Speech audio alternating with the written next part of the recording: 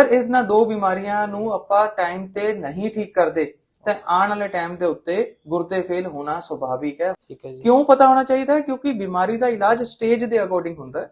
ਠੀਕ ਹੈ ਜੀ। ਪਹਿਲੀ, ਦੂਜੀ, ਤੀਜੀ, ਚੌਥੀ ਸਟੇਜ ਦੇ ਵਿੱਚ ਪੇਸ਼ੈਂਟ ਨੂੰ ਸਿੰਪਟਮ ਬੜੇ ਹੀ ਘੱਟ ਆਉਂਦੇ। ਕਿਸੇ ਬੰਦੇ ਨੂੰ ਪਤਾ ਲੱਗ ਗਿਆ ਕਿ ਉਹਦਾ ਕ੍ਰੈਟਿਨਿਨ ਲੈਵਲ ਵਧਣਾ ਸ਼ੁਰੂ ਹੋ ਗਿਆ, ਉਹ ਆਪਣਾ ਟ੍ਰੀਟਮੈਂਟ ਇਮੀਡੀਏਟਲੀ ਸਟਾਰਟ ਕਰੇ, ਇਹ ਬਿਮਾਰੀ ਜੜ ਤੋਂ ਖਤਮ ਹੋ ਜਾਏ। ਦੇ ਵਿੱਚ ਦਵਾਈਆਂ ਦੇ ਨਾਲ ਪੇਸ਼ੈਂਟ ਨੂੰ ਅਸੀਂ 10, 15, 20, 25 ਸਾਲ ਤੱਕ ਸਟੇਜ 4 ਤੇ ਜਾਣ ਤੋਂ ਰੋਕ ਸਕਦੇ। ਅਗਰ ਤੁਹਾਡਾ ਬੀਪੀ ਕਾਰਨ ਹੈ ਤਾਂ ਬੀਪੀ ਨੂੰ ਠੀਕ ਕਰਨਾ ਹੈ, ਸ਼ੂਗਰ ਕਾਰਨ ਹੈ ਤਾਂ ਸ਼ੂਗਰ ਨੂੰ ਮੈਨੇਜ ਕਰਨਾ ਹੈ, ਠੀਕ ਹੈ ਜੀ। ਹੋਰ ਕੋਈ ਕਾਰਨ ਹੈ ਤਾਂ ਉਹਨੂੰ ਲੱਭ ਕੇ ਉਹਨੂੰ ਠੀਕ ਕਰਨਾ। ਇਹ ਰਿਸਰਚ ਵੀ ਪ੍ਰੂਵ ਕਰ ਚੁੱਕੀ ਹੈ। ਆਯੁਰਵੇਦ ਵੀ ਇਹੀ ਕਹਿੰਦਾ ਹੈ ਕਿ ਅਗਰ ਕਿਸੇ ਨੂੰ ਸ਼ੂਗਰ ਹੈ ਤਾਂ ਚੀਨੀ ਉਹਨਾਂ ਨੁਕਸਾਨ ਨਹੀਂ ਕਰਦੀ ਜਿੰਨਾ ਨੁਕਸਾਨ ਨਮਕ ਕਰਦਾ। ਪਾਣੀ ਜਦੋਂ ਉਬਲ ਜਾਏਗਾ, ਜਦੋਂ ਚੌਥਾ ਹਿੱਸਾ ਰਹਿ ਜਾਏਗਾ, ਉਹਦਾ ਕਾੜਾ ਬਣ ਜਾਏਗਾ, ਉਹ ਚਾਹ ਦੀ ਤਰ੍ਹਾਂ ਆਪਾਂ ਪੀ। ਸੋ ਸਤਿ ਸ਼੍ਰੀ ਅਕਾਲ ਜੀ ਸਾਰਿਆਂ ਨੂੰ, ਮੈਂ ਤੁਹਾਡਾ ਆਪਣਾ ਦੋਸਤ ਪ੍ਰਿੰਸ। ਸੋ ਅੱਜ ਅਸੀਂ ਖੜੇ ਹਾਂ doctor Yogesh Bansal MD PhD ਤੇ ਡਾਕਟਰ ਸਾਹਿਬ ਆਯੁਰਵੇਦ ਦੇ ਵਿੱਚ ਮਾਹਿਰ ਨੇ ਤੇ ਕਿਡਨੀ ਤੇ ਪੇਟ ਦੇ ਰੋਗਾਂ ਦੇ ਵਿੱਚ ਮਾਹਿਰ ਨੇ। ਸੋ ਡਾਕਟਰ ਸਾਹਿਬ ਨਾਲ ਗੱਲ ਕਰਵਾਉਣ ਜਾ ਰਹੇ ਹਾਂ ਅੱਜ ਤੁਹਾਡੀ।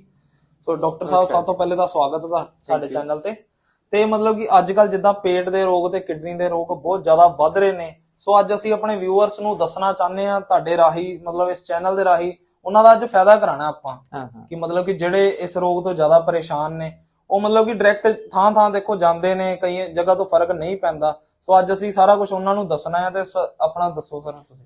ਹਾਂ ਦੇਖੋ, ਅੱਜ ਕੱਲ ਨਾ ਜਿਵੇਂ ਦੀ ਆਪਣੀ ਬਿਜ਼ੀ ਲਾਈਫ ਸਟਾਈਲ ਹੈਗਾ, ਇਸ ਲਾਈਫ ਸਟਾਈਲ ਦੇ ਅਕੋਰਡਿੰਗਲੀ ਕਿਡਨੀ ਦੇ ਰੋਗ ਤੇ ਪੇਟ ਦੇ ਰੋਗ ਕਾਫੀ ਜ਼ਿਆਦਾ ਵੱਧ ਗਿਆ। ਠੀਕ ਹੈ ਜੀ। ਜੇ ਆਪਾਂ ਗੱਲ ਕਰੀਏ ਤਾਂ ਹਰ ਦੂਜੇ ਤੀਜੇ ਬੰਦੇ ਨੂੰ ਪੇਟ ਦੇ ਰੋਗ ਤੇ ਕਿਡਨੀ ਦੇ ਰੋਗ ਹੋ ਰਿਹਾ। ਠੀਕ ਹੈ ਜੀ। ਕਿਡਨੀ ਇੱਕ ਏਦਾਂ ਦਾ ਆਰਗਨ ਹੈ ਜਿਹੜਾ ਕਿ ਸਾਡੇ ਲਈ ਬੜਾ ਵਾਈਟਲ ਹੈ, ਔਰ ਕਿਡਨੀ ਦੇ ਰੋਗ ਹੋਣ ਦਾ ਮੇਨ ਕਾਰਨ ਹੈ ਸਾਡੇ ਲਾਈਫ ਸਟਾਈਲ।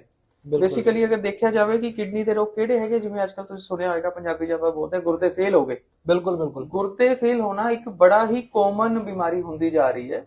ਉਹਦਾ ਸਭ ਤੋਂ ਵੱਡਾ ਕਾਰਨ ਹੈ ਸਾਡਾ ਲਾਈਫ ਸਟਾਈਲ, ਔਰ ਦੂਜਾ ਸਾਡਾ ਕਾਰਨ ਹੈਗਾ ਜਿਹੜੀਆਂ ਕਿ ਲਾਈਫ ਸਟਾਈਲ ਰਿਲੇਟਡ ਬਿਮਾਰੀਆਂ ਹੈਗੀਆਂ, ਜਿਵੇਂ ਕਿ ਬੀਪੀ ਤੇ ਸ਼ੂਗਰ। ਠੀਕ ਹੈ। ਆਪਾਂ ਅਗਰ ਗੱਲ ਕਰੀਏ ਗੁਰਦੇ ਫੇਲ ਹੋਣ ਦੀ, ਤਾਂ ਗੁਰਦੇ ਫੇਲ ਉਹਨਾਂ ਬੰਦਿਆਂ ਦੇ ਹੁੰਦੇ ਆ ਜਾਂ ਤਾਂ ਜਿਹਨੂੰ ਕਿਸੇ ਨੂੰ ਸ਼ੂਗਰ ਦੀ ਬਿਮਾਰੀ ਹੋਵੇ ਔਰ ਜਾਂ ਉਸ ਨੂੰ ਬਲੱਡ ਪ੍ਰੈਸ਼ਰ ਰਹਿ ਰਿਹਾ ਲੰਬੇ ਟਾਈਮ ਤੋਂ। ਠੀਕ ਹੈ ਜੀ। ਅਗਰ ਇਹਨਾਂ ਦੋ ਬਿਮਾਰੀਆਂ ਨੂੰ ਆਪਾਂ ਟਾਈਮ ਤੇ ਨਹੀਂ ਠੀਕ ਕਰਦੇ ਤਾਂ ਆਉਣ ਵਾਲੇ ਟਾਈਮ ਦੇ ਉੱਤੇ ਗੁਰਦੇ ਫੇਲ ਹੋਣਾ ਸੁਭਾਵਿਕ ਹੈ, ਹੋਣਾ ਹੀ ਹੋਣੇ ਹੈ। ਇਸ ਬਿਮਾਰੀ ਨੂੰ ਕਿਹਾ ਜਾਂਦਾ ਹੈ ਕ੍ਰੋਨਿਕ ਕਿਡਨੀ ਡਿਜ਼ੀਜ਼ ਜਾਂ ਫਿਰ ਕ੍ਰੋਨਿਕ ਰੀਨਲ ਫੇਲਿਅਰ। ਠੀਕ ਹੈ ਜੀ। ਅਗਰ ਆਪਾਂ ਗੱਲ ਕਰੀਏ ਤਾਂ ਇਸ ਬਿਮਾਰੀ ਦੇ 5 ਸਟੇਜਾਂ ਹੁੰਦੀਆਂ, stage 1, stage 2, stage 3, stage 4, stage 5। ਮੈਂ ਆਪਣੇ ਦਰਸ਼ਕਾਂ ਨੂੰ ਇਹ ਦੱਸਣਾ ਚਾਹਨਾ ਹੈ ਕਿ ਅਗਰ ਤੁਸੀਂ ਇਸ ਬਿਮਾਰੀ ਤੋਂ ਜੂਝ ਰਹੇ ਹੋ ਤਾਂ ਤੁਹਾਨੂੰ ਇਹ ਜ਼ਰੂਰ ਪਤਾ ਹੋਣਾ ਚਾਹੀਦਾ ਹੈ ਕਿ ਤੁਹਾਡੀ ਕਿਹੜੀ ਸਟੇਜ ਚੱਲ ਰਹੀ ਹੈ। ਠੀਕ ਹੈ ਜੀ। ਕਿਉਂ ਪਤਾ ਹੋਣਾ ਚਾਹੀਦਾ ਹੈ? ਕਿਉਂਕਿ ਬਿਮਾਰੀ ਦਾ ਇਲਾਜ ਸਟੇਜ ਦੇ ਅਕੋਰਡਿੰਗ ਹੁੰਦਾ ਹੈ। ਠੀਕ ਹੈ ਜੀ। ਪਹਿਲੀ, ਦੂਜੀ, ਤੀਜੀ, ਚੌਥੀ ਸਟੇਜ ਦੇ ਵਿੱਚ ਪੇਸ਼ੈਂਟ ਨੂੰ ਸਿੰਪਟਮ ਬੜੇ ਹੀ ਘੱਟ ਆਉਂਦੇ ਆ, ਪਰ ਜਦੋਂ ਤੱਕ ਉਹਨੂੰ ਸਿੰਪਟਮ ਆਣੇ ਸ਼ੁਰੂ ਹੁੰਦੇ ਆ ਉਦੋਂ ਤੱਕ ਉਹਦਾ ਸਭ ਕੁਝ ਖਤਮ ਹੋ ਗਿਆ ਹੁੰਦਾ। ਡਾਕਟਰ ਫਿਰ ਅਗਲੀ ਵਾਰੀ ਕਹਿੰਦਾ ਜਾ ਕੇ ਡਾਇਲਿਸਿਸ ਕਰਾ ਲਓ। ਬਿਲਕੁਲ, ਮਤਲਬ ਜਾਂ ਡਾਇਲਿਸਿਸ ਜਾਂ ਫਿਰ ਟ੍ਰਾਂਸਪਲਾਂਟ ਕਰਾ ਲਓ। ਐਗਜ਼ੈਕਟਲੀ, ਸਟੇਜ 5 ਦਾ ਮਤਲਬ ਹੁੰਦਾ ਹੈ ਕਿ ਡਾਇਲਿਸਿਸ ਕਰਾਓ ਜਾਂ ਫਿਰ ਆਪਣਾ ਟ੍ਰਾਂਸਪਲਾਂਟ ਕਰਾਓ। ਤੋਂ ਅੱਜ ਆਪਾਂ ਗੱਲ ਕਰਾਂਗੇ ਕਿ ਸਟੇਜ 1, ਸਟੇਜ 2, ਸਟੇਜ 3, ਸਟੇਜ 4 ਔਰ ਸਟੇਜ 5 ਦੇ ਵਿੱਚ ਸਾਨੂੰ ਕਿਹੜੇ ਸਿੰਪਟਮ ਨਜ਼ਰ ਆਉਂਦੇ ਆ। ਓਕੇ। ਅਗਰ ਕਿਸੇ ਨੂੰ ਲੰਬੇ ਟਾਈਮ ਤੋਂ ਸ਼ੂਗਰ ਰਹਿ ਰਹੀ ਹੈ ਜਾਂ ਲੰਬੇ ਟਾਈਮ ਤੋਂ ਬੀਪੀ ਰਹਿ ਰਿਹਾ ਜਾਂ ਹੋਰ ਕਿਸੇ ਕਾਰਨ ਵਜੋਂ ਉਹਦਾ ਸੀਰਮ ਕ੍ਰੀਏਟਿਨਿਨ ਵੱਧ ਗਿਆ ਹੈ, ਠੀਕ ਹੈ ਜੀ, ਤਾਂ ਆਪਾਂ ਇਹ ਸਮਝ ਸਕਦੇ ਹਾਂ ਕਿ ਇਹ ਬਿਮਾਰੀ ਸ਼ੁਰੂ ਹੋ ਗਈ ਹੈ। ਸਟੇਜ 1, ਸਟੇਜ 2 ਨੂੰ ਕਿਵੇਂ ਕੈਲਕੂਲੇਟ ਕਰਦੇ ਹੈਗੇ? ਜਦੋਂ ਕ੍ਰੀਏਟਿਨਿਨ ਲੈਵਲ ਵੱਧ ਜਾਂਦਾ ਹੈ ਤਾਂ ਇੱਕ ਟੈਸਟ ਹੁੰਦਾ ਜਿਹਨੂੰ ਅਸੀਂ EGFR ਬੋਲਦੇ ਹਾਂ। EGFR ਦਾ ਮਤਲਬ ਕਿਡਨੀ ਦੀ ਫਿਲਟਰੇਸ਼ਨ ਪਾਵਰ ਘਟਣੀ ਸ਼ੁਰੂ ਹੋ ਜਾਂਦੀ ਹੈ। ਅਗਰ ਉਹ ਪਾਵਰ ਘਟ ਕੇ 15 ਤੋਂ ਨੀਚੇ ਰਹਿ ਜਾਂਦੀ ਹੈ ਤਾਂ ਅਸੀਂ ਉਹਨੂੰ ਕਹਿੰਦੇ ਹਾਂ ਸਟੇਜ 5। ਠੀਕ ਹੈ। ਅਗਰ ਉਹ 15 ਤੋਂ 30 ਦੇ ਵਿੱਚ ਹੈ ਤਾਂ ਉਹ ਹੁੰਦੀ ਹੈ ਸਟੇਜ 4। ਅਗਰ ਉਹ 30 ਤੋਂ 50 ਦੇ ਵਿੱਚ ਹੈ ਤਾਂ ਉਹ ਹੁੰਦੀ ਹੈ ਸਟੇਜ 3। ਅਗਰ ਉਹ 50 ਤੋਂ ਘਟ ਗਈ ਹੈ ਔਰ 70 ਤੋਂ ਘਟ ਹੈਗੀ ਹੈ, ਉੱਪਰ ਹੈਗੀ ਹੈ, ਤਾਂ ਉਹ ਸਟੇਜ 2 ਆਉਂਦੀ ਹੈ ਔਰ 70 ਤੋਂ ਉੱਪਰ ਉਹ ਸਟੇਜ 1 ਕੰਸੀਡਰ ਕੀਤੀ ਜਾਂਦੀ ਹੈ। ਠੀਕ ਹੈ ਜੀ। ਸਟੇਜ 1, ਸਟੇਜ 2 ਜਿਹੜੀ ਹੁੰਦੀ ਹੈ ਉਹ 100% ਰਿਵਰਸੀਬਲ ਹੈ, ਠੀਕ ਹੋ ਜਾਂਦੀ ਹੈ। ਅਗਰ ਕਿਸੇ ਬੰਦੇ ਨੂੰ ਪਤਾ ਲੱਗ ਗਿਆ ਕਿ ਉਹਦਾ ਕ੍ਰੀਏਟਿਨਿਨ ਲੈਵਲ ਵਧਣਾ ਸ਼ੁਰੂ ਹੋ ਗਿਆ, ਉਹ ਆਪਣਾ ਟ੍ਰੀਟਮੈਂਟ ਇਮੀਡੀਏਟਲੀ ਸਟਾਰਟ ਕਰੇ, ਇਹ ਬਿਮਾਰੀ ਜੜ ਤੋਂ ਖਤਮ ਹੋ ਜਾਂਦੀ ਹੈ। ਠੀਕ ਹੈ ਜੀ। ਸਟੇਜ 3 ਜਿਹਦੇ ਵਿੱਚ ਕ੍ਰੀਏਟਿਨਿਨ ਲੈਵਲ ਵੱਧ ਕੇ 1.5 ਹੋ ਗਿਆ ਹੈ ਤੇ ਉਹ 2 ਤੋਂ 2.5 ਦੇ ਆਸ-ਪਾਸ ਰਹਿ ਰਿਹਾ ਹੈ, ਔਰ GFR ਲੈਵਲ ਜਿਹੜਾ ਹੈਗਾ ਵਾ, ਜਿਹਨੂੰ ਆਪਾਂ ਫਿਲਟਰੇਸ਼ਨ ਰੇਟ ਬੋਲਦੇ ਹਾਂ, ਉਹ ਘਟ ਕੇ 50 ਔਰ 30 ਦੇ ਵਿੱਚ ਫਿਲਹਾਲ ਚੱਲਦਾ ਪਿਆ, ਤਾਂ ਇਹ ਸਟੇਜ 3 ਹੈ। ਇਸ ਬਿਮਾਰੀ ਦੇ ਵਿੱਚ ਪੇਸ਼ੈਂਟ ਦੇ ਜੋੜਾਂ ਦੇ ਵਿੱਚ, ਹੱਥਾਂ ਪੈਰਾਂ ਦੇ ਵਿੱਚ ਦਰਦ ਹੋਣਾ ਸ਼ੁਰੂ ਹੋ ਜਾਂਦਾ ਹੈ, ਖੂਨ ਥੋੜਾ ਬਹੁਤਾ ਘਟਣਾ ਸ਼ੁਰੂ ਹੋ ਜਾਂਦਾ ਹੈ, ਭੁੱਖ ਲੱਗਣੀ ਘਟ ਜਾਂਦੀ ਹੈਗੀ ਹੈ, ਸਰੀਰ ਦੇ ਉੱਤੇ ਥੋੜੇ ਬਹੁਤੇ ਸਿੰਪਟਮ ਆਣੇ ਸ਼ੁਰੂ ਹੋ ਜਾਂਦੇ ਆ, ਉਹਨੂੰ ਸਾਹ ਚੜਨ ਲੱਗ ਜਾਂਦਾ ਹੈ, ਥੋੜਾ ਬਹੁਤਾ ਉਹਨੂੰ ਨਾਲ ਦੀ ਨਾਲ ਦੂਜੀ ਬਿਮਾਰੀਆਂ ਦੇ ਸਿੰਪਟਮ ਨਜ਼ਰ ਆਉਂਦੇ, ਜਿਵੇਂ ਉਹਦਾ ਬੀਪੀ ਹੈ ਤਾਂ ਬੀਪੀ ਵਧਣਾ ਸ਼ੁਰੂ ਹੋ ਜਾਂਦਾ ਹੈ ਕਾਫੀ ਜ਼ਿਆਦਾ, ਔਰ ਸ਼ੂਗਰ ਰਹਿਣ ਲੱਗ ਜਾਂਦੀ ਹੈ, ਵਧਣ ਲੱਗ ਜਾਂਦੀ ਹੈ। ਸਟੇਜ 4 ਦੇ ਵਿੱਚ ਕਾਫੀ ਜ਼ਿਆਦਾ ਸਿੰਪਟਮ ਨਜ਼ਰ ਆਉਂਦੇ ਆ ਜਦੋਂ ਕ੍ਰੀਏਟਿਨਿਨ ਲੈਵਲ ਘਟ ਜਾਂਦਾ ਹੈ। ਕ੍ਰੈਟਿਨਿਨ ਲੈਵਲ ਜਦੋਂ ਸਾਡਾ 2.5 ਤੋਂ ਉੱਪਰ ਚਲਾ ਜਾਂਦਾ ਵੇ ਔਰ GFR ਲੈਵਲ ਘਟ ਕੇ 30 ਤੋਂ ਨੀਚੇ ਆ ਜਾਂਦਾ ਵੇ। ਠੀਕ ਹੈ ਜੀ। ਇਹਨੂੰ ਅਸੀਂ ਸਟੇਜ 4 ਬੋਲਦੇ ਹਾਂ। ਓਕੇ। ਇਹਦੇ ਵਿੱਚ ਪਿਸ਼ਾਬ ਦੀ ਕਮੀ ਹੋਣੀ ਸ਼ੁਰੂ ਹੋ ਜਾਂਦੀ ਹੈ, ਬਿਲਕੁਲ ਜੀ। ਗੁਰਦੇ ਪੂਰੀ ਤਰ੍ਹਾਂ ਨਾਲ ਫਿਲਟਰ ਨਹੀਂ ਕਰ ਪਾਉਂਦੇ, ਜਿਹਦੇ ਕਾਰਨ ਹੱਥਾਂ ਪੈਰਾਂ ਦੇ ਵਿੱਚ ਸੂਜਨ ਆਉਣ ਲੱਗ ਜਾਂਦੀ ਹੈ, ਮੂੰਹ ਤੇ ਉੱਤੇ ਅੱਖਾਂ ਦੇ ਨੀਚੇ ਸਵੇਰੇ ਉੱਠਦੇ ਸਾਰ ਸਵੈਲਿੰਗ ਮਿਲਦੀ ਹੈ ਔਰ ਪੇਸ਼ੈਂਟ ਨੂੰ ਥਕਾਵਾ ਹੋਣ ਲੱਗ ਜਾਂਦਾ ਵੇ, ਖੂਨ ਉਹਦਾ ਘਟ ਜਾਂਦਾ ਵੇ। ਠੀਕ ਹੈ ਜੀ। ਜਿਹੜੀ ਇਹ ਸਟੇਜਾਂ ਮੈਂ ਦਸੀਆਂ, ਸਟੇਜ 1, ਸਟੇਜ 2, ਸਟੇਜ 3, ਸਟੇਜ 4, ਇਹ ਰੱਬ ਦੀ ਦਿੱਤੀ ਹੋਈ ਸਾਨੂੰ ਇੱਕ ਬੜੀ ਆਸ਼ੀਰਵਾਦ ਹੈ ਕਿ ਅਗਰ ਤੁਹਾਨੂੰ ਇਹ ਪਤਾ ਲੱਗ ਜਾਂਦਾ ਹੈ, ਇਸ ਨੂੰ ਬਿਮਾਰੀ ਨੂੰ ਪਕੜ ਸਕਦੇ ਹਾਂ। ਠੀਕ ਹੈ। ਸਟੇਜ 3 ਦੇ ਵਿੱਚ ਦਵਾਈਆਂ ਦੇ ਨਾਲ ਪੇਸ਼ੈਂਟ ਨੂੰ ਅਸੀਂ 10, 15, 20, 25 ਸਾਲ ਤੱਕ ਸਟੇਜ 4 ਤੇ ਜਾਣ ਤੋਂ ਰੋਕ ਸਕਦੇ ਹਾਂ। ਠੀਕ ਹੈ ਜੀ। ਸਟੇਜ 4 ਦੇ ਵਿੱਚ ਅਗਰ ਕੋਈ ਹੈਗਾ ਵੈ ਤਾਂ ਸਾਡੀ ਕੋਸ਼ਿਸ਼ ਹੁੰਦੀ ਹੈ ਕਿ ਉਹਨੂੰ ਸਟੇਜ 5 ਤੇ ਨਾ ਜਾਣ ਦਈਏ। ਠੀਕ ਹੈ ਜੀ। ਔਰ ਅਗਰ ਉਹ ਆਪਣਾ ਇਲਾਜ ਨਹੀਂ ਕਰਾਂਦਾ ਤਾਂ ਫਿਰ ਉਹ ਨੈਚੁਰਲੀ ਸਟੇਜ 5 ਦੇ ਵਿੱਚ ਜਾਂਦਾ ਹੀ ਜਾਂਦਾ ਹੈ। ਸਟੇਜ 5 ਦਾ ਮਤਲਬ ਹੁੰਦਾ ਹੈ ਕਿ ਉਹਦਾ ਕ੍ਰੈਟਿਨਿਨ ਲੈਵਲ ਜਿਹੜਾ ਹੈਗਾ ਵੈ ਉਹ ਵੱਧ ਕੇ 4 ਤੋਂ ਉੱਪਰ ਚਲਾ ਗਿਆ ਔਰ GFR ਲੈਵਲ, ਜਿਹਨੂੰ ਗਲੋਮੈਰੂਲਰ ਫਿਲਟਰੇਸ਼ਨ ਰੇਟ ਕਹਿੰਦੇ ਆ, ਉਹ ਘਟ ਕੇ 15 ਤੋਂ ਨੀਚੇ ਚਲਾ ਗਿਆ। ਠੀਕ ਹੈ ਜੀ। ਇਸ ਸਟੇਜ ਦੇ ਵਿੱਚ ਪੇਸ਼ੈਂਟ ਦਾ ਇਹ ਹੁੰਦਾ ਹੈ ਕਿ ਉਹਨੂੰ ਆਪਾਂ ਡਾਇਲਿਸਿਸ ਤੋਂ ਜਾਣ ਤੋਂ ਕਿਵੇਂ ਰੋਕ ਸਕਦੇ ਹਾਂ।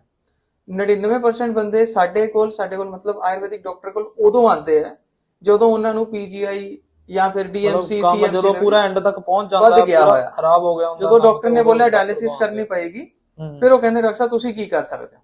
ਬਈ ਅਸੀਂ ਉਹੀ ਬੰਦੇ ਦਾ ਇਲਾਜ ਕਰ ਸਕਦੇ ਹਾਂ ਜਿਹੜਾ ਬੰਦਾ ਸਾਡੇ ਕੋਲ ਟਾਈਮ ਤੇ ਆਉਂਦਾ। ਬਿਲਕੁਲ ਜੀ। ਤੋਂ ਅਗਰ ਤੁਹਾਨੂੰ ਸਟੇਜਾਂ ਨਹੀਂ ਨੌਲੇਜ ਸੀਗੀ ਤਾਂ ਆਪਣੇ ਡਾਕਟਰ ਤੋਂ ਪੁੱਛੋ ਮੇਰੀ ਕਿਹੜੀ ਸਟੇਜ ਚੱਲਦੀ ਪਈ ਹੈ, ਉਹਦਾ ਪ੍ਰੋਪਰ ਇਲਾਜ ਕਰੋ ਔਰ ਆਪਣਾ ਉਹਦੇ ਨਾਲ ਸ਼ੁਰੂ ਕਰੋ। ਹਾਂ, ਹੁਣ ਉਹ ਪੇਸ਼ੈਂਟ ਦਾ ਸਾਨੂੰ ਕੁਐਸਚਨ ਆਉਂਦਾ ਹੈ ਕਿ ਡਾਕਟਰ ਸਾਹਿਬ ਸਾਡੀ ਡਾਇਲਿਸਿਸ ਸ਼ੁਰੂ ਹੋ ਗਈ ਹੈ, ਠੀਕ ਹੈ ਜੀ, ਇਹਦਾ ਡਾਇਲਿਸਿਸ ਬੰਦ ਹੋ ਜਾਏਗੀ? तो अगर ਤਾਂ ਕਿਸੇ ਦੀਆਂ 2 3 4 ਡਾਇਲਿਸਿਸ ਹੋਈਆਂ ਜਾਂ ਉਹਨੂੰ 15 20 ਦਿਨ ਹੋਏ ਡਾਇਲਿਸਿਸ ਸ਼ੁਰੂ ਹੋਏ, ਅਗਰ ਉਹ ਆ ਜਾਂਦਾ ਵਾ ਤਾਂ ਅਸੀਂ ਕੋਸ਼ਿਸ਼ ਕਰਕੇ ਉਹਦੀ ਡਾਇਲਿਸਿਸ ਦੀ ਫ੍ਰੀਕੁਐਂਸੀ ਨੂੰ ਘਟਾ ਸਕਦੇ ਹਾਂ। ਫ੍ਰੀਕੁਐਂਸੀ ਮਤਲਬ ਜਿਹੜੀ ਹਫਤੇ 'ਚ ਉਹਨੂੰ 2 ਵਾਰ ਬੋਲਿਆ ਗਿਆ ਜਾਂ 3 ਵਾਰੀ ਬੋਲਿਆ ਗਿਆ, ਉਹਨੂੰ ਅਸੀਂ ਹਫਤੇ ਦੇ ਵਿੱਚ 1 ਵਾਰੀ ਜਾਂ 15 ਦਿਨ 'ਚ ਵੀ 1 ਵਾਰੀ ਕਰ ਸਕਦੇ ਹਾਂ। ਅਗਰ ਕਿਸੇ ਦੀ 10 ਡਾਇਲਿਸਿਸ ਨਹੀਂ ਹੋਈਆਂ ਔਰ ਉਹ ਟ੍ਰੀਟਮੈਂਟ ਸ਼ੁਰੂ ਕਰਦਾ ਵਾ ਆਯੁਰਵੈਦਿਕ, ਤਾਂ ਉਹਦੇ ਚਾਂਸਸ ਹੈ 100% ਕਿ ਡਾਇਲਿਸਿਸ ਬੰਦ ਹੋ ਜਾਏਗੀ। पर अगर किसी की डायलिसिस 15-20 तो ऊपर हो चुकी है, उन्होंने 6 महीने साल 2 साल हो चुके हैं, ਉਹਦੀ डायलिसिस बंद नहीं होनी। अगर बंद नहीं होनी तो साडा मेन पर्पस ਹੁੰਦਾ ਕਿ ਜੋ ਕੰਪਲਿਕੇਸ਼ਨ ਆ ਰਹੇ ਹੈ ਉਹਨਾਂ ਕੰਪਲਿਕੇਸ਼ਨ ਨੂੰ ਰੋਕ ਲਿੱਤਾ ਜਾਵੇ ਔਰ ਦੂਸਰੇ ਨੰਬਰ ਦੇ ਉੱਤੇ ਜਿਹੜੇ ਕੰਪਲਿਕੇਸ਼ਨ ਦੇ ਨਾਲ ਉਹਨੂੰ ਦਿੱਕਤਾਂ ਹੈਗੀਆਂ ਉਹਦੇ ਉੱਤੇ ਕੰਮ ਕਰਕੇ ਉਹਦੀ ਫ੍ਰੀਕੁਐਂਸੀ ਨੂੰ ਘਟਾ ਦਿੱਤਾ ਜਾਵੇ। तो ਇਹ ਆਯੁਰਵੈਦਿਕ ਟ੍ਰੀਟਮੈਂਟ ਹੁੰਦਾ। ਠੀਕ ਹੈ ਜੀ। ਬਚਾਅ ਦੀ ਅਗਰ ਗੱਲ ਕਰੀਏ ਤਾਂ ਅਗਰ ਤੁਹਾਡਾ ਬੀਪੀ ਵੱਧਦਾ ਹੈ, ਜਨਰਲੀ ਲੋਕਾਂ ਨੂੰ ਪਤਾ ਹੀ ਨਹੀਂ ਹੁੰਦਾ। ਹਾਂਜੀ ਬਿਲਕੁਲ, ਮਤਲਬ ਜ਼ਿਆਦਾ ਸਵਾਲ ਮੇਰਾ ਇਹੀ ਹੈ ਕਿ ਬਚਾਅ ਕਿੱਦਾਂ ਕਰ ਸਕਦੇ ਹਾਂ ਆਪਾਂ ਇਸ ਬਿਮਾਰੀ ਤੋਂ? ਬਚਾਅ ਹੈਗਾ ਵੈ ਕਾਰਨ ਨੂੰ ਦੂਰ ਕਰਨਾ। ਅਗਰ ਤੁਹਾਡਾ ਬੀਪੀ ਕਾਰਨ ਹੈ ਤਾਂ ਬੀਪੀ ਨੂੰ ਠੀਕ ਕਰਨਾ ਹੈ, ਸ਼ੂਗਰ ਕਾਰਨ ਹੈ ਤਾਂ ਸ਼ੂਗਰ ਨੂੰ ਮੈਨੇਜ ਕਰਨਾ ਹੈ, ਠੀਕ ਹੈ ਜੀ। ਹੋਰ ਕੋਈ ਕਾਰਨ ਹੈ ਤਾਂ ਉਹਨੂੰ ਲੱਭ ਕੇ ਉਹਨੂੰ ਠੀਕ ਕਰਨਾ ਹੈ। ਤਾਂ ਮਤਲਬ ਮੇਰੀ ਇੱਕ ਹੋਰ ਸਵਾਲ ਹੈ ਕਿ ਖਾਣ ਪੀਣ ਦੇ ਵਿੱਚ ਆਪਾਂ ਨੂੰ ਜ਼ਿਆਦਾ ਪਰਹੇਜ਼ ਕਿਸ ਚੀਜ਼ ਦਾ ਕਰਨਾ ਚਾਹੀਦਾ ਹੈ ਕਿ ਜਿਹਦੇ ਨਾਲ ਆਪਾਂ ਨੂੰ ਇਹ ਬਿਮਾਰੀ ਨਾ ਹੋਵੇ? ਦੇਖੋ 99% ਲੋਕਾਂ ਨੂੰ ਇਹ ਨਹੀਂ ਪਤਾ ਹੁੰਦਾ ਕਿ ਕਿਡਨੀ ਦੀ ਬਿਮਾਰੀ ਹੈ ਔਰ ਖਾਣਾ ਕੀ ਹੈ ਕੀ ਨਹੀਂ। ਬਿਲਕੁਲ ਜੀ ਬਿਲਕੁਲ। ਕਿਡਨੀ ਦੀ ਬਿਮਾਰੀ ਦੇ ਵਿੱਚ ਸਭ ਤੋਂ ਜ਼ਰੂਰੀ ਚੀਜ਼ ਹੈ ਕਿ ਨਮਕ ਦਾ ਰਿਸਟ੍ਰਿਕਸ਼ਨ ਕਰਨੀ ਹੈ। ਨਮਕ 2 ਤਰ੍ਹਾਂ ਦੇ ਹੁੰਦੇ ਆ, ਸਫੇਦ ਨਮਕ ਤੇ ਕਾਲਾ ਨਮਕ। ਸਫੇਦ ਨਮਕ ਮਤਲਬ ਸੋਡੀਅਮ, ਕਾਲਾ ਨਮਕ ਮਤਲਬ ਪੋਟਾਸ਼ੀਅਮ। ਇਹ ਬਿਮਾਰੀ ਹੈਗੀ ਹੈ ਪੋਟਾਸ਼ੀਅਮ ਦੀ। ਠੀਕ ਹੈ ਜੀ। ਅਗਰ ਤੁਹਾਡਾ ਪੋਟਾਸ਼ੀਅਮ ਬੋਡੀ 'ਚ ਵੱਧਦਾ ਹੈ ਤਾਂ ਤੁਹਾਨੂੰ ਕਿਡਨੀ ਦੀ ਬਿਮਾਰੀ ਹੋਣ ਦੇ ਚਾਂਸਸ ਹੁੰਦੇ ਆ। तो ਜਿਹੜੀ ਵੀ ਚੀਜ਼ ਦੇ ਅੰਦਰ ਪੋਟਾਸ਼ੀਅਮ ਹੈ ਉਹ ਚੀਜ਼ ਆਪਾਂ ਨਹੀਂ ਖਾਣੀ ਜਾਂ ਘੱਟ ਖਾਣੀ ਹੈ। ਸਭ ਤੋਂ ਜ਼ਿਆਦਾ ਜਿਹੜਾ ਪੋਟਾਸ਼ੀਅਮ ਹੁੰਦਾ ਵੈ ਉਹ ਹੁੰਦਾ ਕਾਲੇ ਨਮਕ ਦੇ ਵਿੱਚ, ਤਾਂ ਉਹ ਨਹੀਂ ਖਾਣਾ। ਦੂਜੇ ਨੰਬਰ ਤੇ ਪੋਟਾਸ਼ੀਅਮ ਹੁੰਦਾ ਸਬਜ਼ੀਆਂ ਦੇ ਵਿੱਚ, ਉਹ ਸਬਜ਼ੀਆਂ ਜਿਹੜੀਆਂ ਜ਼ਮੀਨ ਦੇ ਨੀਚੇ ਪੈਦਾ ਹੁੰਦੀਆਂ। ਓਕੇ। तो ਜ਼ਮੀਨ ਦੇ ਨੀਚੇ ਜਿਹੜੀ ਸਬਜ਼ੀ ਜਿਵੇਂ ਆਲੂ, ਗਾਜਰ, ਮੂਲੀ, ਸ਼ਲਗਮ, ਚੁਕੰਦਰ, ਸ਼ਕਰਕੰਦੀ, ਇਹ ਨਹੀਂ ਖਾਣੀਆਂ। ਠੀਕ ਹੈ ਜੀ। ਜਦੋਂ ਅਸੀਂ ਪੇਸ਼ੈਂਟ ਨੂੰ ਕਹਿੰਦੇ ਹਾਂ ਕਿ ਇਹ ਚੀਜ਼ਾਂ ਨਹੀਂ ਖਾਣੀਆਂ ਤਾਂ ਉਹ ਕਹਿੰਦਾ ਡਾਕਟਰ ਸਾਹਿਬ ਮੇਰਾ ਤਾਂ ਖੂਨ ਘਟਿਆ ਹੋਇਆ, ਇਹਦਾ ਹੋਰ ਘਟ ਜਾਊਗਾ। ਨੈਚੁਰਲੀ ਅਗਰ ਤੁਸੀਂ ਇਹ ਚੀਜ਼ਾਂ ਨਹੀਂ ਖਾਓਗੇ ਤਾਂ ਤੁਹਾਡੇ ਖੂਨ ਦੇ ਉੱਤੇ ਫਰਕ ਪਏਗਾ, ਬਟ ਅਗਰ ਇਹ ਖਾਓਗੇ ਤਾਂ ਕ੍ਰੈਟਿਨਿਨ ਲੈਵਲ ਹੋਰ ਵਧੇਗਾ। ਠੀਕ ਹੈ ਜੀ। तो पेशेंट ਨੂੰ ਇਹ ਜ਼ਰੂਰ ਸਮਝਣਾ ਪਏਗਾ ਕਿ ਮੈਂ ਕੀ ਖਾਣਾ ਹੈ ਤੇ ਕੀ ਨਹੀਂ ਖਾਣਾ। तो पोटाशियम ਜਿਹਦੇ 'ਚ ਜ਼ਿਆਦਾ ਹੈ ਉਹ ਬਿਲਕੁਲ ਨਹੀਂ ਖਾਣਾ। ਸਭ ਤੋਂ ਜ਼ਿਆਦਾ ਪੋਟਾਸ਼ੀਅਮ ਫਰੂਟਸ ਦੇ ਵਿੱਚੋਂ ਮਿਲਦਾ ਹੈ, ਕੇਲੇ ਦੇ ਵਿੱਚ, ਤਾਂ ਉਹ ਬਿਲਕੁਲ ਨਹੀਂ ਖਾਣਾ। ਪੋਟਾਸ਼ੀਅਮ ਜਿਹੜੇ ਬੰਦੇ ਸਭ ਤੋਂ ਜ਼ਿਆਦਾ ਹੁੰਦਾ ਹੈ ਐਗਜ਼ੈਕਟਲੀ ਕੇਲੇ ਦੇ ਵਿੱਚ। Banana is the richest source of potassium, ਤਾਂ ਉਹ ਨਹੀਂ ਖਾਣਾ। ਠੀਕ ਹੈ। ਚਾਹੇ ਤੁਹਾਨੂੰ ਭੁੱਖ ਲੱਗੀ ਉਹਦੇ ਨਾਲ ਤਾਕਤ ਮਿਲਦੀ ਹੈ ਪਰ ਆਪਾਂ ਉਹ ਨਹੀਂ ਖਾਵਾਂਗੇ। ਦੂਜੇ ਨੰਬਰ ਦੇ ਉੱਤੇ ਤੁਸੀਂ ਖਾ ਕੀ ਸਕਦੇ ਹੋ? ਪਪੀਤਾ, ਅਮਰੂਦ, ਇਦਾਂ ਦੇ ਫਰੂਟ ਜਿਨ੍ਹਾਂ ਦੇ ਵਿੱਚ ਪੋਟਾਸ਼ੀਅਮ ਘੱਟ ਹੁੰਦਾ ਉਹ ਤੁਸੀਂ ਲੈ ਸਕਦੇ ਹੋ। ਠੀਕ ਹੈ ਜੀ। ਕ੍ਰੈਟਿਨਿਨ ਵੱਧਦਾ ਹੈ ਪ੍ਰੋਟੀਨ ਜ਼ਿਆਦਾ ਖਾਣ ਦੇ ਨਾਲ। तो ਜਿਹਦਾ ਵੀ ਕ੍ਰੈਟਿਨਿਨ ਵੱਧਦਾ ਹੈ ਉਹਦੇ ਵਾਸਤੇ ਗੁਰੂ ਮੰਤਰ ਹੈ ਕਿ ਉਹਨੇ ਆਪਣੀ ਪ੍ਰੋਟੀਨ ਡਾਈਟ ਨੂੰ ਘਟਾਣਾ ਹੈ। ਪ੍ਰੋਟੀਨ ਸਾਨੂੰ ਕਿਹਦੇ ਤੋਂ ਮਿਲਦਾ ਹੈ? ਦੁੱਧ ਤੋਂ, ਦਹੀਂ ਤੋਂ, ਪਨੀਰ ਤੋਂ, ਦਾਲਾਂ ਤੋਂ ਜਾਂ ਫਿਰ ਮੀਟ ਤੋਂ। तो अगर ਤੁਹਾਡਾ ਕ੍ਰੈਟਿਨਿਨ ਲੈਵਲ ਵਧਣਾ ਸ਼ੁਰੂ ਹੋ ਗਿਆ ਤਾਂ ਆਪਣੇ ਡਾਕਟਰ ਦੀ ਸਲਾਹ ਦੇ ਨਾਲ ਇਹਨਾਂ ਚੀਜ਼ਾਂ ਨੂੰ ਆਪਾਂ ਘਟਾ ਦੇਣਾ ਵਾ ਡਾਈਟ ਦੇ ਵਿੱਚੋਂ। ਇੱਕ ਮੋਟੀ ਗੱਲ ਹੈਗੀ ਹੈ, ਇਹ ਤਾਂ ਤੁਸੀਂ ਸਮਝ ਹੀ ਲਓ ਕਿ ਰਾਤ ਨੂੰ ਪ੍ਰੋਟੀਨ ਖਾਣਾ ਬੰਦ ਕਰ ਦਿਓ। ਠੀਕ ਹੈ ਜੀ। ਕਈ ਲੋਕੀ ਇਦਾਂ ਦੇ ਹੁੰਦੇ ਜਿਨ੍ਹਾਂ ਨੂੰ ਪਿਸ਼ਾਬ ਦੇ ਵਿੱਚੋਂ ਝੱਗ ਆਉਂਦੀ ਹੈ। ਇਹ ਇੱਕ ਪਹਿਲਾ ਸਿੰਪਟਮ ਹੁੰਦਾ ਹੈ ਬਿਮਾਰੀ ਸ਼ੁਰੂ ਹੋਣ ਦਾ। ਝੱਗ ਦਾ ਮਤਲਬ ਹੁੰਦਾ ਹੈ ਕਿ ਪ੍ਰੋਟੀਨ ਲੀਕ ਕਰਨਾ ਸ਼ੁਰੂ ਹੋ ਗਿਆ। तो प्रोटीन ਨੂੰ ਲੀਕੇਜ ਤੋਂ ਰੋਕਣ ਵਾਸਤੇ ਪ੍ਰੋਟੀਨ ਦੀ ਕੁਆਂਟੀਟੀ ਘਟਾਣੀ ਹੈ ਅੰਦਰ ਆਪਾਂ। ਫਿਰ ਉਹਦੇ ਨਾਲ ਮਤਲਬ ਸਰੀਰ ਨੂੰ ਤਾਕਤ ਉਨੀ ਲੱਗੇਗੀ ਨਹੀਂ ਜਿੰਨੀ ਵੀ ਜੋ ਆਪਾਂ ਖਾ ਪੀ ਰਹੇ ਹਾਂ, ਕਿਉਂਕਿ ਪ੍ਰੋਟੀਨ ਨਿਕਲ ਜਾਏਗਾ ਹਨਾ। ਐਗਜ਼ੈਕਟਲੀ, ਜਦੋਂ ਪ੍ਰੋਟੀਨ ਬਾਹਰ ਨਿਕਲਣਾ ਸ਼ੁਰੂ ਹੋ ਜਾਂਦਾ ਵਾ ਤਾਂ ਪਹਿਲੀ ਚੀਜ਼ ਹੈ ਕਿ ਉਹਨੂੰ ਨਿਕਲਣ ਤੋਂ ਰੋਕਣਾ। ਠੀਕ ਹੈ। ਜਿਹੜੀ ਦਵਾਈਆਂ ਹੁੰਦੀਆਂ ਉਹ ਹੈਲਪ ਤਾਂ ਕਰਦੀਆਂ, ਪਰ ਡਾਈਟ ਵੀ ਜ਼ਰੂਰੀ ਹੈ। ਬਿਲਕੁਲ ਜੀ। तो ਮੋਟੀ ਗੱਲ ਇਹ ਹੈ ਕਿ ਅਗਰ ਕਿਸੇ ਨੂੰ ਕਿਡਨੀ ਦੀ ਬਿਮਾਰੀ ਹੈ ਤਾਂ ਉਹਨੇ ਪ੍ਰੋਟੀਨ ਵਾਲੀ ਚੀਜ਼ਾਂ ਘੱਟ ਖਾਣੀਆਂ। ਨਮਕ ਜਾਂ ਤਾਂ ਨਹੀਂ, ਬਹੁਤ ਥੋੜਾ ਖਾਣਾ ਵਾ, ਔਰ ਜੇ ਖਾਣਾ ਵੀ ਹੈ ਤਾਂ ਸਿਰਫ ਸਹਿੰਦਾ ਨਮਕ, ਪਾਕਿਸਤਾਨੀ ਨਮਕ ਜਿਹਨੂੰ ਆਪਾਂ ਬੋਲਦੇ ਆ, ਰੌਕ ਸਾਲਟ, ਉਹੀ ਖਾਣਾ, ਦੂਜਾ ਨਹੀਂ ਖਾਣਾ। ਠੀਕ ਹੈ ਜੀ। ਨਮਕ ਕੋਈ ਨਾ ਚਮਚ ਭਰ ਕੇ ਨਹੀਂ ਖਾਂਦਾ। ਬਿਲਕੁਲ ਜੀ ਬਿਲਕੁਲ। तो ਨਮਕ ਆਪਾਂ ਕਦੋਂ ਕਿਵੇਂ ਖਾ ਲੈਂਦੇ ਆ? ਲੋਕੀ ਕਹਿੰਦੇ ਜੀ ਨਮਕ ਤਾਂ ਨਹੀਂ ਖਾਂਦੇ, ਬਟ ਅਸੀਂ ਅਚਾਰ ਖਾ ਲੈਂਦੇ ਆ, ਚਟਨੀ ਖਾ ਲੈਂਦੇ ਆ, ਅਮਚੂਰ ਖਾ ਲੈਂਦੇ ਆ, ਭੁਜੀਆ ਖਾ ਲੈਂਦੇ ਆ। ਹੋਰ ਤਾਂ ਹੋਰ ਮੈਨੂੰ ਸ਼ੂਗਰ ਹੈਗੀ ਹੈ ਜੀ, ਤੇ ਸ਼ੂਗਰ ਹੋਣ ਕਾਰਨ ਮੈਂ ਮਿੱਠੇ ਬਿਸਕਿਟ ਨਹੀਂ ਖਾਂਦਾ, ਮੈਂ ਨਮਕੀਨ ਬਿਸਕਿਟ ਖਾ ਲੈਂਦਾ। ਅੱਛਾ, तो पोटेशियम तो चला गया, इसलिए नमक तो पूरा परहेज करना है। एक चीज होर भी है, ये रिसर्च भी प्रूव कर चुकी है, आयुर्वेद भी यही कहता है कि अगर किसी ਨੂੰ ਸ਼ੂਗਰ ਹੈ ਤਾਂ ਚੀਨੀ ਉਹਨਾਂ ਨੁਕਸਾਨ ਨਹੀਂ ਕਰਦੀ ਜਿੰਨਾ ਨੁਕਸਾਨ ਨਮਕ ਕਰਦਾ ਹੈ। तो चीनी ਤਾਂ ਘੱਟ ਖਾਣੀ ਹੈ ਜਾਂ ਨਹੀਂ ਖਾਣੀ, ਪਰ ਨਮਕ ਬਿਲਕੁਲ ਨਹੀਂ ਖਾਣਾ ਅਗਰ ਕਿਸੇ ਨੂੰ ਸ਼ੂਗਰ ਵੀ ਹੈ ਤਾਂ। तो अगर ਤੁਸੀਂ ਆਪਣੀ ਸ਼ੂਗਰ ਕੰਟਰੋਲ ਕਰਨਾ ਚਾਹੁੰਦੇ ਹੋ ਤਾਂ ਉਹਦੇ ਵਾਸਤੇ ਦੋ ਚੀਜ਼ਾਂ ਜਿਹੜੀਆਂ ਜ਼ਰੂਰ ਰੱਖਣੀਆਂ, ਚੀਨੀ ਘੱਟੋ ਘੱਟ ਖਾਣੀ ਹੈ ਜਾਂ ਨਹੀਂ ਖਾਣੀ, ਬਿਲਕੁਲ ਨਹੀਂ ਖਾਣੀ। ਠੀਕ ਹੈ ਜੀ। ਦੂਸਰਾ, दिन ਵਿੱਚ 4 ਤੋਂ 6 ਵਾਰੀ ਰੋਟੀ ਖਾਣੀ ਹੈ, ਥੋੜੀ ਥੋੜੀ। ਠੀਕ ਹੈ ਜੀ। ਇਹ ਨਹੀਂ ਕਿ ਪੇਟ ਭਰ ਕੇ ਰੋਟੀ ਖਾਓ, ਥੋੜੀ ਥੋੜੀ ਰੋਟੀ ਖਾਣੀ ਹੈ, ਥੋੜੀ ਥੋੜੀ ਦੇਰ ਚ। ਅਗਰ ਤੁਹਾਡੀ ਸ਼ੂਗਰ 150 ਤੋਂ ਨੀਚੇ ਹੈ, ਬੀਪੀ ਤੁਹਾਡਾ 130/80 ਤੋਂ ਨੀਚੇ ਹੈ, ਤਾਂ ਆਪਾਂ ਇਸ ਬਿਮਾਰੀ ਨੂੰ ਕੰਟਰੋਲ ਕਰ ਸਕਦੇ ਹਾਂ ਆਯੁਰਵੈਦਿਕ ਮੈਡੀਸਿਨਸ ਦੇ ਨਾਲ, ਆਪਣੇ ਲਾਈਫ ਸਟਾਈਲ ਨੂੰ ਚੇਂਜ ਕਰਕੇ ਜਾਂ ਵੈਸੇ ਪਰਹੇਜ਼ ਕਰਕੇ। ਠੀਕ ਹੈ ਜੀ। ਤੇ ਡਾਕਟਰ ਸਾਹਿਬ ਮਤਲਬ ਕਿ ਸਭ ਤੋਂ ਪਹਿਲੇ ਤਾਂ ਤੁਹਾਡਾ ਬਹੁਤ ਥੈਂਕਸ ਹੈ ਕਿ ਜੋ ਤੁਸੀਂ ਇਨਫੋਰਮੇਸ਼ਨ ਦੇ ਰਹੇ ਹੋ। ਕੋਈ ਵੀ ਏਦਾਂ ਲਾਈਵ ਆ ਕੇ ਬਹੁਤ ਹੀ ਮਤਲਬ ਕਿ ਤੁਹਾਡੀ ਪਹਿਲੇ ਵੀ ਵੀਡੀਓ ਦੇਖੀ, ਕੋਈ ਵੀ ਲਾਈਵ ਆ ਕੇ ਇੰਨੀ ਇਨਫੋਰਮੇਸ਼ਨ ਨਹੀਂ ਦਿੰਦਾ ਵਿਊਅਰਸ ਨੂੰ, ਕਿਉਂਕਿ ਵੈਸੇ ਵੀ ਜ਼ਿਆਦਾ ਡਾਕਟਰਸ ਕੋਲ ਟਾਈਮ ਹੀ ਨਹੀਂ ਹੁੰਦਾ। ਤੇ ਥੈਂਕ ਯੂ ਸੋ ਮਚ, ਤੁਸੀਂ ਟਾਈਮ ਕੱਢਿਆ ਸਾਡੇ ਲਈ।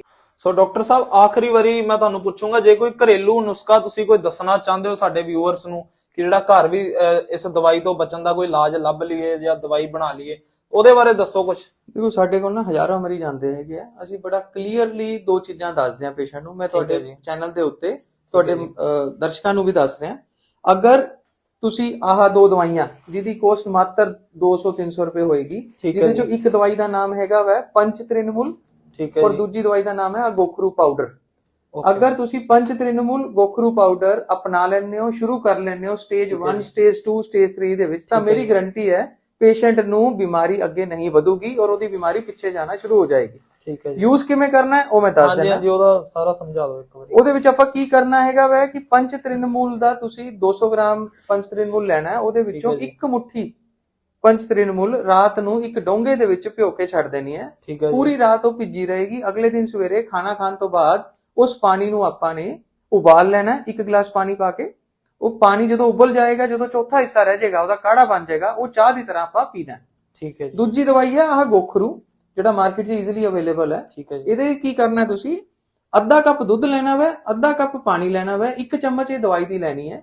ਦੁੱਧ ਜਿਹੜਾ ਵੈ ਉਹ ਤਾਜ਼ਾ ਯੂਜ਼ ਕਰਨਾ, ਕੱਚਾ ਦੁੱਧ। ਜਦੋਂ ਇਹ ਦੁੱਧ ਦੇ ਵਿੱਚ ਪਾਣੀ ਨੂੰ, ਇਹ ਦਵਾਈ ਨੂੰ ਘੋਲ ਲਿਆ, ਉਸ ਬਾਅਦ ਇਹਨੂੰ ਚੰਗੇ ਤਰੀਕੇ ਨਾਲ ਉਬਾਲਣਾ ਹੈ। ਉਦੋਂ ਤੱਕ ਉਬਾਲਦੇ ਰਹਿਣਾ ਜਦ ਤੱਕ ਦੁੱਧ ਵਿੱਚੋਂ ਪਾਣੀ ਖਤਮ ਨਹੀਂ ਹੋ ਜਾਂਦਾ। ਠੀਕ ਹੈ ਜੀ। ਜੇ ਤੁਸੀਂ ਪਾਣੀ ਸੁਕਾਉਣ ਤੋਂ ਬਾਅਦ ਜਦੋਂ ਦਵਾਈ ਇਹ ਪ੍ਰਿਪੇਅਰ ਹੋ ਗਈ, ਇਹਨੂੰ ਛਾਣ ਕੇ ਸਵੇਰੇ ਖਾਲੀ ਪੇਟ ਪੀ ਲੈਣੇ ਹੋ, ਤਾਂ ਮੇਰੀ ਗਾਰੰਟੀ ਹੈ ਕਿ ਸਟੇਜ 1, ਸਟੇਜ 2, ਸਟੇਜ 3 ਤੱਕ ਦੇ ਮਰੀਜ਼, ਉਹਨਾਂ ਦੀ ਇਹ ਬਿਮਾਰੀ ਠੀਕ ਹੋ ਸਕਦੀ ਹੈ। ਕੀ ਬਾਤ ਹੈ। ਸਟੇਜ 4, ਸਟੇਜ 5 ਦੇ ਬੰਦਿਆਂ ਦੀ ਜਿਹੜੀ ਪ੍ਰੋਬਲਮ ਹੈ, ਉਹ with medicine, with Ayurvedic treatment, Ayurvedic doctor ਕੋਲ ਸਲਾਹ ਲੈ ਕੇ ਉਹਨੂੰ ਵੀ ਕਵਰ ਕੀਤਾ ਜਾ ਸਕਦਾ ਹੈ। ਬਟ ਮੋਟੀ ਗੱਲ ਇਹ ਹੈ ਕਿ 200-300 ਰੁਪਏ ਦੀ ਦਵਾਈ ਦੇ ਨਾਲ ਤੁਸੀਂ ਆਪਣੀ ਬਿਮਾਰੀ ਤੋਂ ਛੁਟਕਾਰਾ ਪਾ ਸਕਦੇ ਹੋ, ਅਗਰ ਤੁਸੀਂ ਅਰਲੀ ਸਟੇਜ ਦੇ ਵਿੱਚ ਹੋ। ਠੀਕ ਹੈ ਜੀ। ਤੋਂ ਮੋਟੀ ਜਿਹੜੀ ਚੀਜ਼ ਦੱਸੀ ਤੁਹਾਨੂੰ, ਇੱਕ ਗੋਖਰੂ ਪਾਊਡਰ ਤੇ ਇੱਕ ਪੰਚ ਤ੍ਰਿਣਮੂਲ, ਇਹਨੂੰ ਅਪਣਾ ਲਓ, ਤੁਹਾਡੇ ਗੁਰਦੇ ਬਚ ਜਾਣਗੇ ਔਰ ਤੁਹਾਡੇ ਆਉਣ ਵਾਲੇ ਟਾਈਮ ਤੇ ਕਿਡਨੀਆਂ ਫੇਲ ਨਹੀਂ ਹੋਣਗੀਆਂ। ਤੇ ਡਾਕਟਰ ਸਾਹਿਬ, ਇੱਕ ਹੋਰ ਸਵਾਲ ਹੈ, ਇਹ ਆਪਾਂ ਨੂੰ ਕਿੱਥੇ ਅਵੇਲੇਬਲ ਹੋਏਗੀ ਇਹ ਦਵਾਈ, ਦੱਸੋ। ਇਹ ਦੋਨੋਂ ਦਵਾਈਆਂ ਤੁਹਾਨੂੰ ਆਰਾਮ ਨਾਲ ਪੰਸਾਰੀ ਦੇ ਬਾਜ਼ਾਰ ਤੋਂ ਮਿਲ ਜਾਣਗੀਆਂ। ਪੰਸਾਰੀ ਬਾਜ਼ਾਰ ਤੋਂ, ਪੰਸਾਰੀ ਦੀ ਦੁਕਾਨ ਤੋਂ ਤੁਹਾਨੂੰ ਮਿਲ ਜਾਣਗੀਆਂ। ਠੀਕ ਹੈ ਜੀ। ਠੀਕ ਹੈ, ਉਹਦੇ ਕੋਲ ਜਾ ਕੇ ਤੁਸੀਂ ਆਪਣੀ ਪਿਸਵਾ ਲਓ ਔਰ ਆਪਣਾ ਯੂਜ਼ ਕਰੋ, ਤੁਹਾਨੂੰ ਫਾਇਦਾ ਹੀ ਹੋਏਗਾ। ਸੋ ਦੋਸਤੋ, ਹੋਪ ਸੋ ਮਤਲਬ ਕਿ ਵੀਡੀਓ ਤੁਹਾਨੂੰ ਵਧੀਆ ਲੱਗੀ ਹੋਏਗੀ। ਜੇ ਤੁਹਾਡੀ ਫੈਮਿਲੀ ਦੇ ਵਿੱਚ ਜਾਂ ਰਿਲੇਟਿਵਸ ਦੇ ਵਿੱਚ ਕੋਈ ਵੀ ਇਸ ਬਿਮਾਰੀ ਤੋਂ ਪੀੜਿਤ ਹੈ, ਉਹਨੂੰ ਜਰੂਰ ਸ਼ੇਅਰ ਕਰੋ। ਤੇ ਨੀਚੇ ਅਸੀਂ ਡਾਕਟਰ ਸਾਹਿਬ ਦਾ ਨੰਬਰ ਦੇ ਰਹੇ ਹਾਂ, ਜੇ ਤੁਹਾਡਾ ਕੋਈ ਸਵਾਲ ਹੈ ਤੇ ਤੁਸੀਂ ਇੱਥੇ ਡਾਇਰੈਕਟ ਆ ਸਕਦੇ ਹੋ। ਬਾਕੀ ਡਾਕਟਰ ਸਾਹਿਬ ਨਾਲ ਤੁਸੀਂ ਖੁਦ ਗੱਲ ਕਰ ਲਿਓ। ਵੀਡੀਓ ਵਧੀਆ ਲੱਗੀ ਸ਼ੇਅਰ ਕਰ ਦਿਓ। ਅੱਜ ਦੀ ਵੀਡੀਓ ਨੂੰ ਇੱਥੇ ਐਂਡ ਕਰਦੇ ਹਾਂ।